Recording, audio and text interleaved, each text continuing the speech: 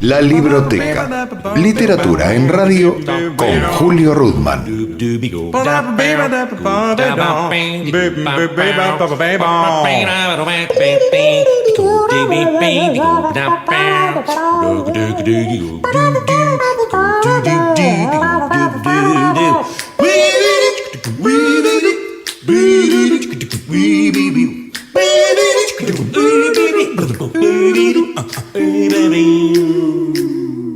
Bueno, estamos en el rincón, en un rincón de la Feria del Libro, pero no porque nos hayamos portado mal, espero, para quienes hacemos la libroteca y supongo que para quienes escuchan la libroteca, un momento muy especial porque incorporamos al menú de este programa ni más ni menos que un maestro de la cultura popular argentina, de la radio, de la comunicación, que es Carlos Ulanowski. Gracias por este... No, gracias a vos.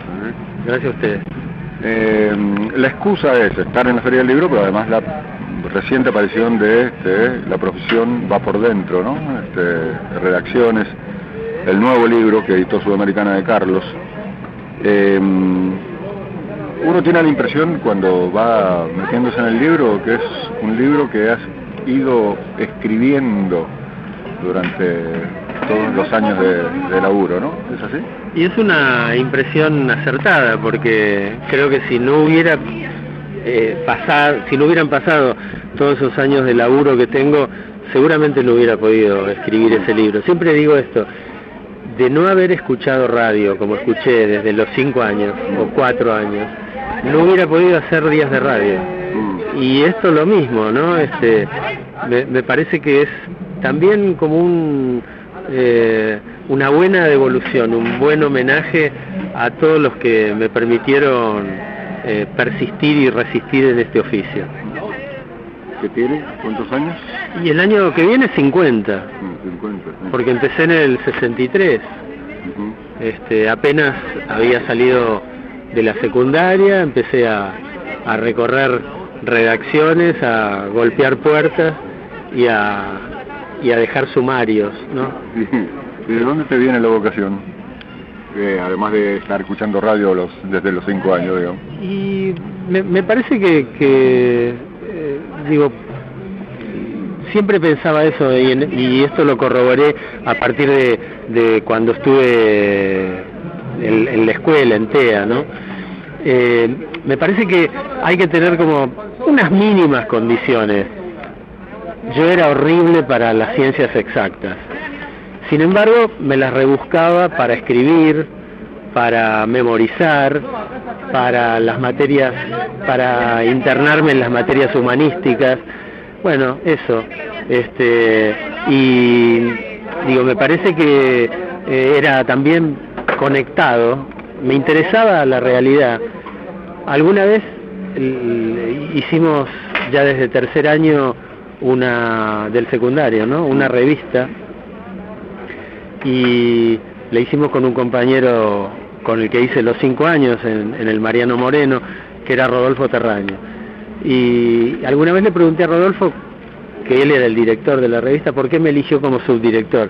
Y me dijo, porque eras de los pocos que leía diarios.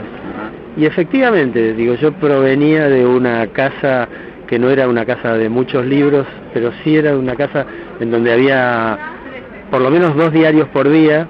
A la mañana se recibía el Diario del Mundo, después a la noche, cuando venía de trabajar, mi papá traía La Razón, no me acuerdo si era la quinta o la sexta, pero traía La Razón, y había muchas revistas en casa.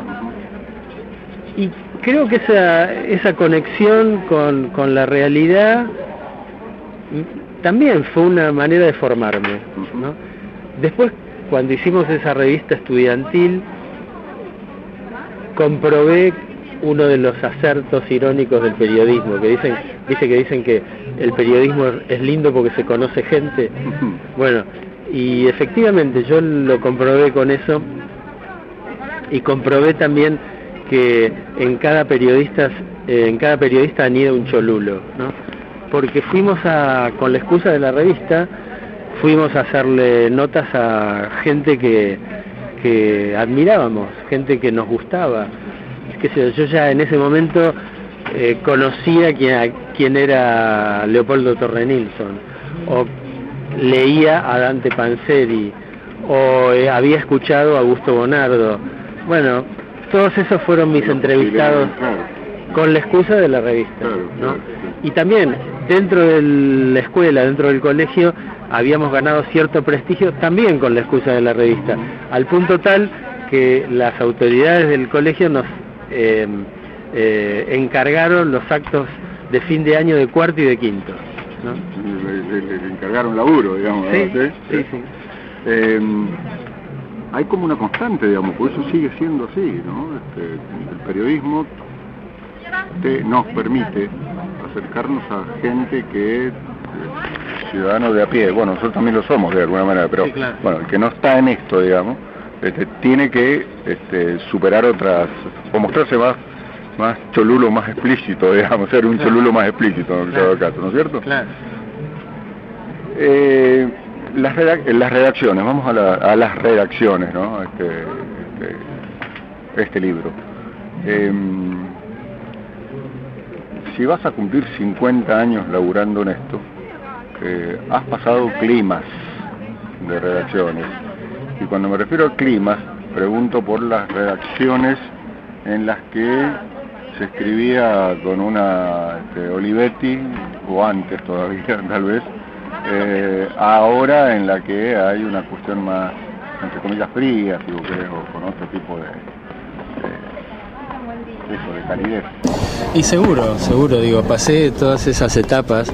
La ilustración de este libro es una máquina de escribir, que es la máquina que yo usé durante muchos años, una máquina mecánica de marca Olimpia, que cuando dejé de usarla, a partir de que me compré la primera computadora, el primer libro para Planeta en el 93 lo hice todavía con esta máquina. Mira.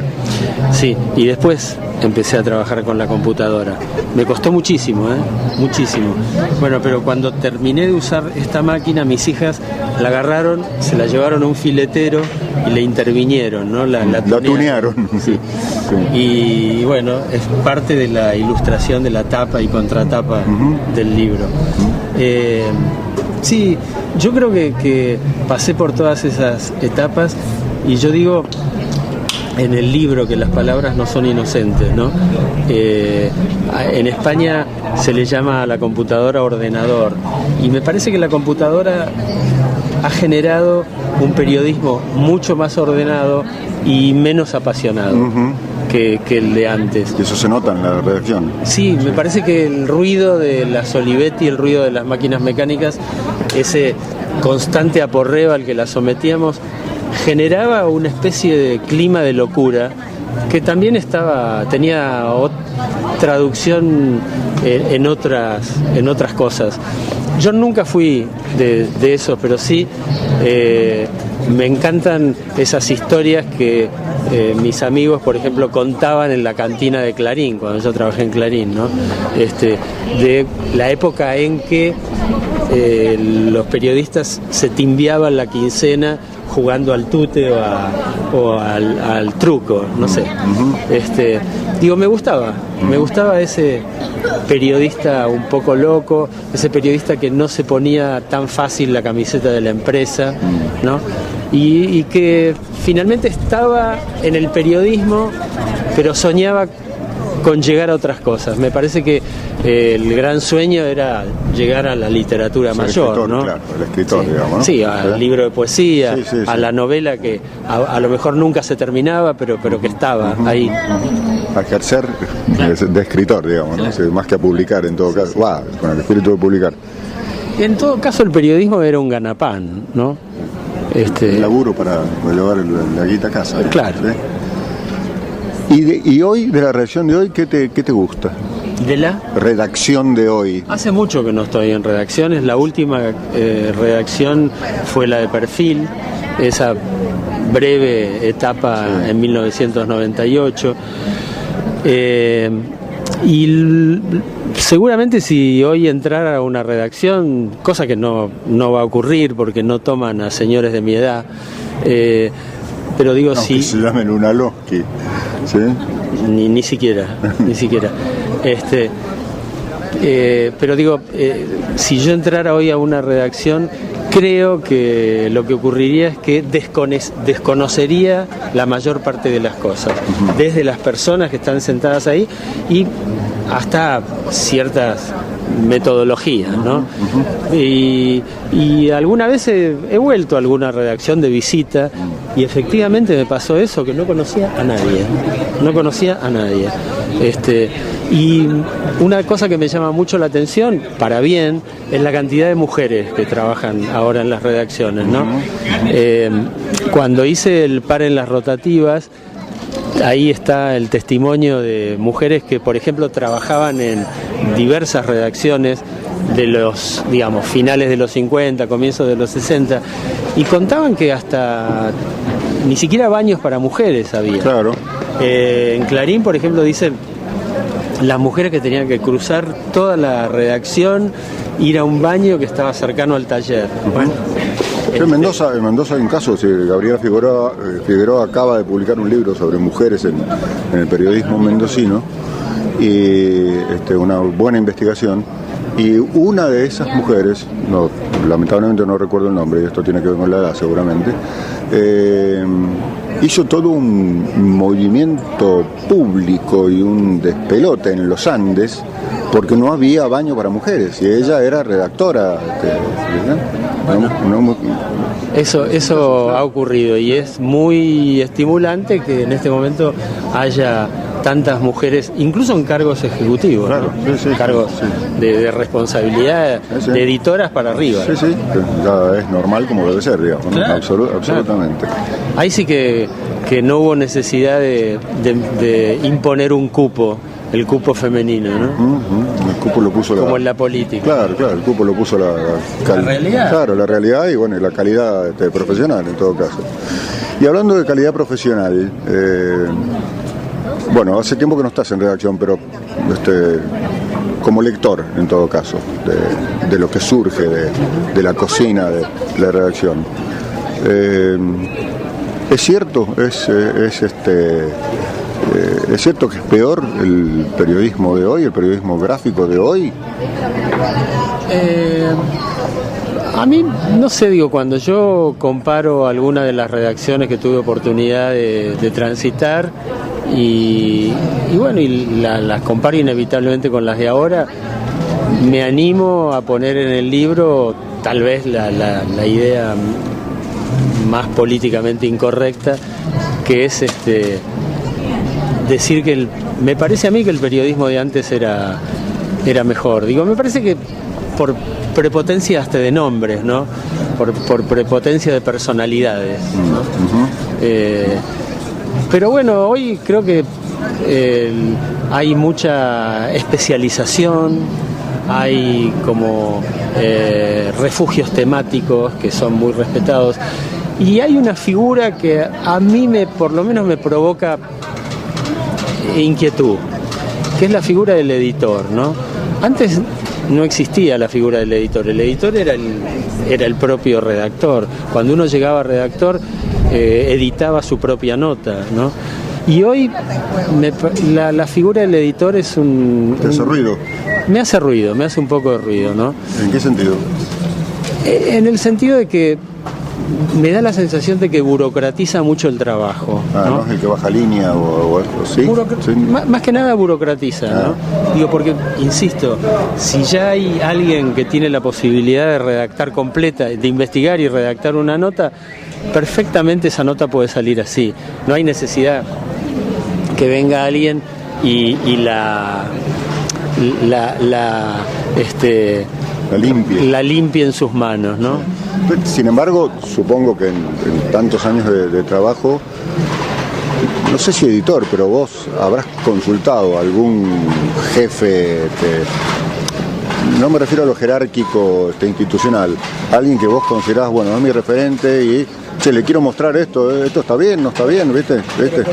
Y al revés, te debe haber parecido que alguien te llevó alguna nota y decir, Carlos, decime si hay alguna metida de pata, si hay alguna cosa, digamos, ¿no? Por supuesto, pero eso es otra cosa. Claro. Ese es el hombre que desde su experiencia como me ha ocurrido a mí. Cuando empecé, yo tuve la ayuda de tipos como Osvaldo Seigerman o Enrique Raab o Osvaldo Ciesar. Digo, que me enseñaron cosas concretas. No, empezá de otra manera. Esto, ponelo en el medio. Esto, reservátelo para un recuadro. De editor sin la chapa, digamos. Claro. Bueno, y yo lo hice también 1000 veces. Y si me consultan lo seguiré haciendo. Pero lo que quiero decir es que, eso tiene que ver en todo caso con la generosidad, ¿no?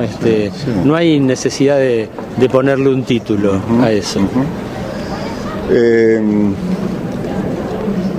La verdad que estamos pasando una época, yo estoy a punto de cumplir 66 años, largamente 30 en este laburo. Estamos pasando una época para mí fascinante desde el punto de vista de la comunicación, ¿no? Desde todo punto de vista, desde el punto de vista de las nuevas tecnologías, el punto de vista ideológico, del compromiso con una situación en plena efervescencia, digo yo, ¿no? Que a mí me parece fascinante, sinceramente. ¿Cómo lo ves vos en ese sentido? Bueno, me parece que algunas de las cosas fascinantes son que casi todo está puesto en debate, casi todo, y esto ojalá que sea bien aprovechado, ¿no? Que surjan verdaderamente nuevas cosas. Y por otro lado, yo me siento muy identificado con este gobierno, con este modelo, con este proyecto, como se lo quiera llamar. Digo, hay un gobierno que hace muchas de las cosas que yo siempre pensé que había que hacer y viceversa, ¿no? Y viceversa. Y entonces eso, la verdad que a mí en lo particular me resulta estimulante. Sí resiento y lamento que hoy las posiciones sean inevitablemente tan encontradas. Y eso ha generado que, por ejemplo, uno deje de frecuentar ciertas personas y que ciertas personas lo dejen de frecuentar a uno solo porque o el otro o uno piensa distinto, ¿no? Y eso, la verdad que lo lamento.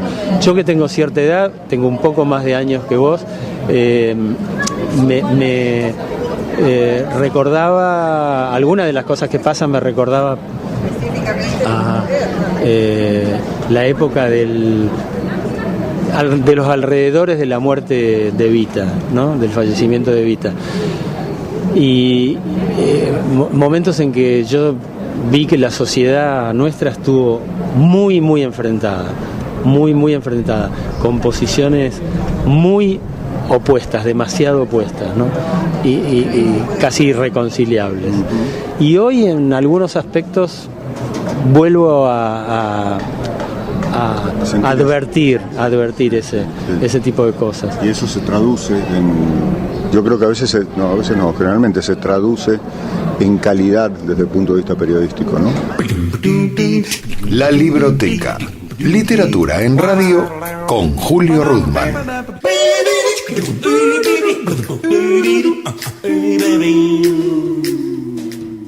Estamos escuchando a Carlos Ulanowski presentando en La Libroteca Redacciones, su nuevo libro. Yo, por ejemplo, te digo, después de, creo, 50 años por lo menos de leer y de recibir Clarín, dejé de comprarlo porque me resultaba muy, muy fastidioso tener que exponer el diario diariamente a la máquina de mentiras, ¿no?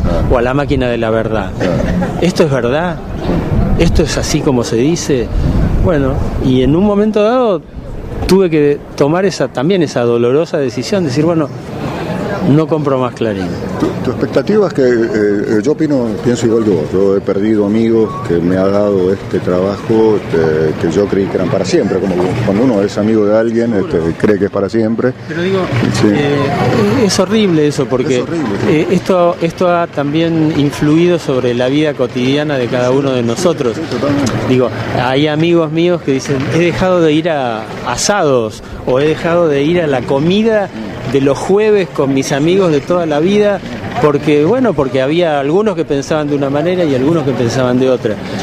Yo la verdad que abogo, no sé, por ver de qué manera podría haber un punto de encuentro, ¿no? Yo tengo, no sé si es la expectativa esperanzada, como dicen algunos, de que en algún momento las aguas retome su cauce, y lo que no quiere decir que yo deje de ser como vos voy a usar una palabra que está muy manoseada, militante desde el punto de vista de la comunicación de este proyecto, y pueda sentarme con quien era mi amigo y que él no tenga obligatoriamente que darme la razón, digamos, ¿cierto? Pero que y ahí iba al punto del tema del respeto, ¿no? El respeto. Yo suelo discernir entre los tipos que opinan distinto a lo que yo opino y los que me mienten. Son dos cosas distintas, me parece, ¿no? Son dos cosas distintas. No voy a hacer nombres para... Tampoco es mi propósito hacer nombres. No voy a hacer nombres, pero yo suelo distinguir entre tipos que aún con los cuales he tenido, no sé si que cortar, pero que distanciarme por lo menos, ¿no? Ahí vamos a... Sí. Además es horrible imaginarse vivir en un lugar en donde todos, absolutamente todos, piensen igual. No es el propósito de que todos pensemos lo mismo, pero sí que ese pensamiento diferente no nos lleve a enfrentamientos. Recién venimos de tener una charla muy linda con Sol Peralta y Fernando Mato por el libro de Gabriela Michetti, que me pareció, más allá de ser un buen libro, me pareció una buena actitud de una pareja, digamos, además de un libro de matrimonio, digamos, pero además de una pareja que está comprometida, digamos, desde el punto de vista periodístico profesional con este proyecto y con mucho respeto está relatando la vida de una persona que está en las antípodas ideológicas del proyecto. Me pareció esto, digamos, me hizo acordar esto por la referencia que vos decís, que se puede... Que nadie tiene que imponerle nada al otro, digamos, ¿no? Claro. Simplemente. Para no irnos del libro, para volver al libro en todo caso, algo dijiste, pero me gustaría un poco más de profundización. Es decir, las redacciones de Altri Tempi tenían tipo de la talla de Borges, de González Tuñón, tipo en lo que lees, ¿ves paño ahora, en las de ahora? Vos como lector de diarios. Yo soy en general un buscador de originalidades, ¿no? Digo, a mí me gusta ir descubriendo cosas diferentes, ¿no? Y también trato de hacerlo en radio, en televisión, ¿no? Y veo pocas cosas. Donde más metido estoy es en el tema de radio, ¿no? Claro. Y en el tema de radio me parece que también, a pesar de que tenemos una radio muy entretenida, muy variada, hace un tiempo me tocó comerme un plantón en el aeroparque como de 2 o 3 horas hasta que salía del avión, y por suerte tenía mi radio chiquitita y empecé a escuchar y me divertí muchísimo. Se me pasaron las 2 o 3 horas volando realmente y dije qué bueno. Pero aún, a pesar de eso, también debo reconocer que la radio que hacemos es un poco banal, ¿no? Y demasiado basada en los diarios del día. Las 3 o 4 fechas en que no hay diarios, no aparecen los diarios en el año, creo que la radio entra en terapia intensiva, más o menos, ¿no? Y demasiado basada también en lo que estamos viendo en los monitores que están en los estudios, claro, y eso te va inevitablemente marcando la agenda, ¿no? Y te va quitando posibilidades de decisión. Vos dejás de decidir, ¿no? Y esto la verdad que está mal. ¿Y remedio?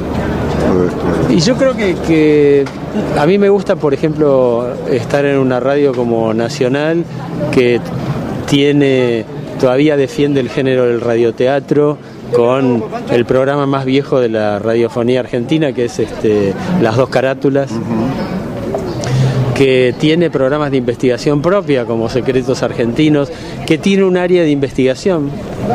Bueno, las áreas de investigación desaparecieron por completo en las radios comerciales, ¿no?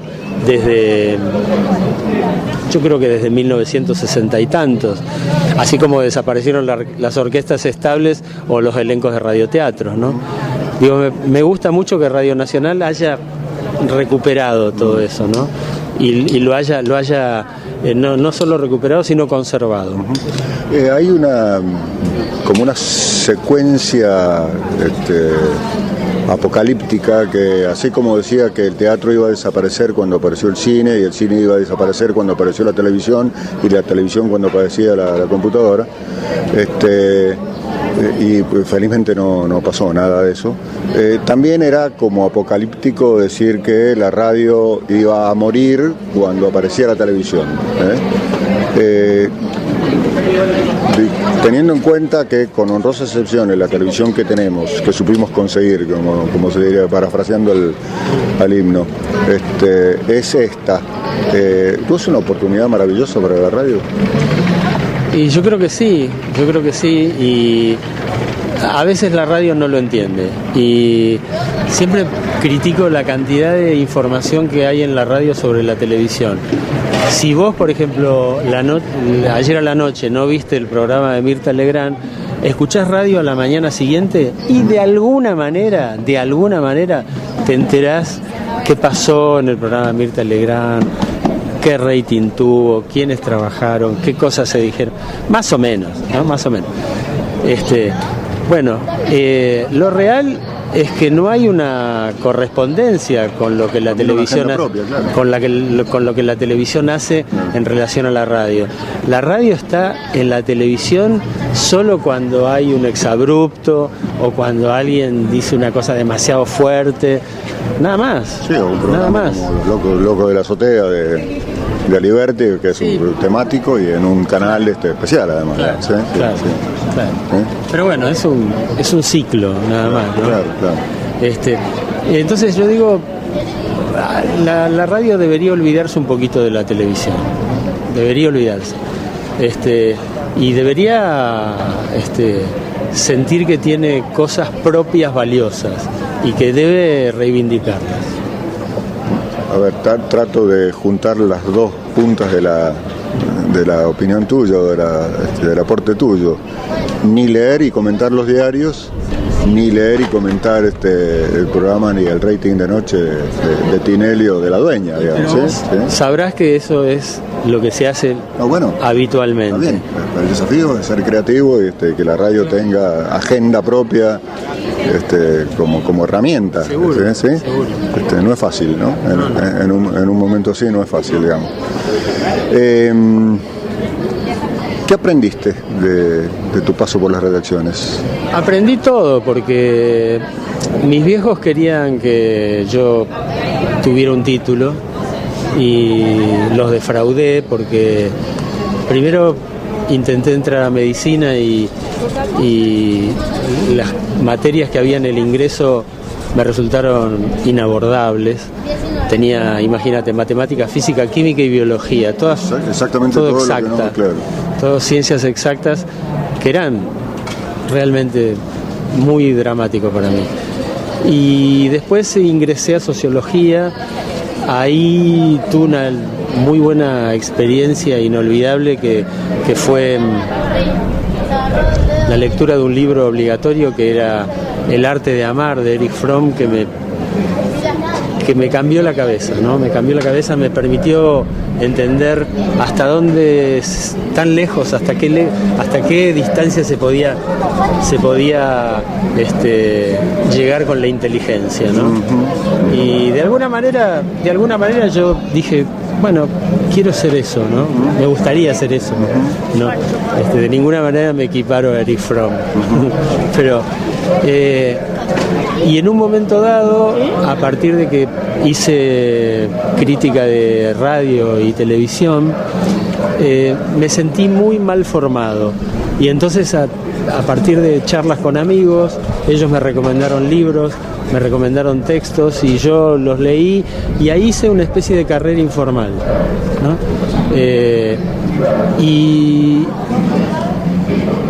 Y en el fondo digo, como en periodismo siempre se parte de lo no construido, siempre se parte de cero, siempre se parte de la crisis, ¿no? Me pasó muchísimas veces, estando en redacciones, de tener que resolver una nota de un minuto para el otro, o digamos en 2 horas, en 3 horas, y partir de no saber absolutamente nada del tema que tenía sobre el que tenía que escribir 80 o 100 líneas, o digamos 4 o 5 mil caracteres, como se diría ahora, y a las 2 horas, con la ayuda del archivo, con la ayuda de un par de llamados telefónicos. Sin Google. No, claro, en una época en que no existían los buscadores, lamentablemente. Ahora todo es realmente mucho más sencillo. Y más riesgoso también. En 2 horas escribía una nota de 80 líneas y al día siguiente mucha gente que lo leía decía, ¿cómo sabe este tipo de este tema? Y la verdad que yo no sabía absolutamente nada. Solo era el milagro del periodismo. En todo caso habías aprendido, claro, junto con la gente, claro. O bueno, casi junto con la gente. Y eso me pasó centenares de veces. Para mí el periodismo fue una fuente de aprendizaje invalorable. Sí. Bueno, eso debe ser las cosas. Eso debe ser una de las cosas que nos hace colegas, digamos, ¿no? Es decir, porque uno se mete a investigar, como decís vos ahora, con elementos maravillosamente mucho más ahora realmente mucho más sí, yo sé, fantástico, y bueno, ¿te costó mucho acceder a la compu, digamos? Muchísimo. Sí, como a mí, digamos. Muchísimo. No fue muy amigable. No. ¿Y ahora? No, y ahora tengo,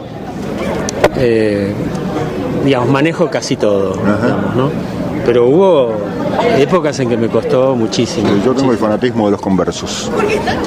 Mi mujer se dedica a la educación a distancia por internet y yo transpiraba como un loco cuando me acercaba. Y ahora es que el día que en Nacional Mendoza se corta internet y no tenemos internet, la locura. Nos miramos y cómo hacemos radio. Decíamos cómo hacían radio antes. Uno se vuelve loco, claro. Se vuelve como adicto, digamos. Entonces, seguro. ¿Cuál es el libro que más satisfacciones te dio? ¿De los míos? De los tuyos, sí, claro. Del otro ya sé de Fromm, digamos. ¿Satisfacciones económicas? No, me refiero a las otras, las internas. Económicas no, digamos. Bueno, el libro que yo más quiero es el Seamos Felices Mientras Estamos Aquí, que es el libro de crónicas del exilio mexicano, que para mí fue un momento bisagra de mi vida, porque fue un momento de la adultez, que creo que ingresé finalmente a la adultez, ¿no? ¿El libro o el exilio? No, el exilio. El exilio. Y después el libro, que tuvo varias vidas, porque salió, lo empecé a escribir el día que en México me enteré que le habíamos declarado la guerra a Gran Bretaña. Dije, ¿algo más? Bueno, y estaba de vacaciones, conseguí un cuadernito, conseguí otro cuadernito porque inmediatamente llené el primero y empecé a escribir. el libro lo terminé cuando volví acá en el 83. Fundamos una editorial con Sergio Sinay, que también había estado en México, con Carlos Marcucci y con los dueños de Galerna. Una editorial que tuvo corta vida, se llamaba Ediciones de la Pluma, y ahí nació y fue la primera vida del libro. En el 2001, eso fue en el 83, en el 2001 lo que hice fue agarrar el libro e interpelarlo capítulo por capítulo a partir de lo que yo había vivido en este regreso, en estos 18 años de regreso. Y le agregué 4 capítulos, volvió a salir y esa es su segunda vida. Y ahora tiene una tercera vida, que es el libro en edición pocket, en edición de bolsillo. Yo tengo la segunda, esa edición tengo yo, la edición feliz. Es el libro que más quiero. Eso me refiero. Bueno, una enorme alegría. Igual, gracias por hacerme pensar un cacho más. Haberte tenido, como decíamos recién, en broma, para eso me pagan $15,000 en Radio Nacional Mendoza, claro, para tratar de hacer pensar a la gente. Le digo entonces a la audiencia que hemos terminado, por lo menos en micrófono, el diálogo con el maestro Carlos Ulanowski, que se incorpora así al menú de la libroteca. Hasta la próxima. Bueno, muchas gracias y saludos a la audiencia. Cerramos por ahora la libroteca.